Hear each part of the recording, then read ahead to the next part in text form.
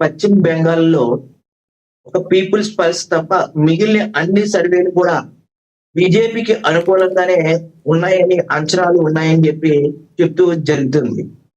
ఖచ్చితంగా బీజేపీ పశ్చిమ బెంగాల్‌లో పాగా ఏస్తే చరిత్ర సృష్టించినట్టే అండి.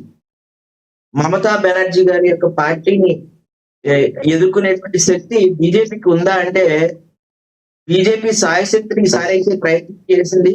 ఈసారి ఖచ్చితంగా అదే విధంగా 140 సీట్లతోటి కైవసం చేసుకోబోతుంది అని చాలా సర్వేలు చెప్తూ ఉన్నాయండి. మరి అవి సర్వేలు నిజమైతే చాలా మంచి పరిణామమే.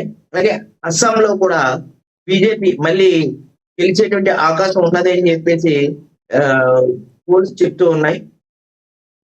కేరళలో కొంతవరకు ఏదైతే గతంలో బీజేపీ గవర్నమెంట్ అదే పాండిచ్చేరిలో బీజేపీ గవర్నమెంట్ ఖచ్చితంగా మళ్ళీ ఫామ్ చేసేటువంటి అవకాశం ఉంది. అలాగే అస్సాంలో కూడా బీజేపీ అధికారంలోకి వచ్చేటువంటి అవకాశం ఉంది. ఇటొచ్చి త్రిముఖ పోటీలో తమిళనాడులోనే ఆసక్తికరంగా ఉందండి. కొత్తగా పెట్టినటువంటి విజయ పార్టీ డిఎంకే, అన్నా డిఎంకే మధ్య పోటీ ఉంది అన్నారు.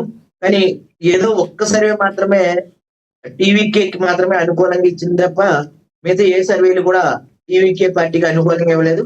మళ్ళీ తిరిగి స్టాలిన్ అధికారం కైవసం చేసుకుంటారు, మళ్ళీ డిఎంకే అధికారంలోకి రాబోతుంది అనేది 100కి 100% మనం చెప్పొచ్చు. డిబేట్లే కాదు, అదే ఈ ఎగ్జిట్ పోల్సే కాదండి, ప్రత్యక్షంగా ఉన్నటువంటి ఓటర్ల యొక్క నాడిని, అలాగే తమిళనాడులో మాకున్నటువంటి పరిచయాల్ని బట్టి చూస్తే ఖచ్చితంగా దాదాపు 10 సంవత్సరాల కాలం నేను తమిళనాడులో ఉన్నాను. మాకు తమిళ్ కూడా మాట్లాడటం వచ్చు. అక్కడ నా ఫ్రెండ్స్ చాలా మంది తమిళనాడు ఫ్రెండ్స్ అందరూ కూడా కొంతమంది అయితే విజయ్ అంటున్నారు కానీ ఎటొచ్చి టీఎంకే పార్టీ ఖచ్చితంగా అంటే విజయం సాధిస్తుంది. అయ్యప్ప గారు ఏదైతే టీవీకే పార్టీ ఉందో, విజయ్ గారు ఇప్పుడు సినిమా యాక్టర్గా బాగా పరిచయం, అందరికీ ఫ్యాన్ బేస్ కూడా బాగా ఎక్కువ ఉన్న వ్యక్తి. మరి ఈయన ఏమైనా కింగ్ మేకర్ అయిన అవకాశం ఏమైనా ఉందా?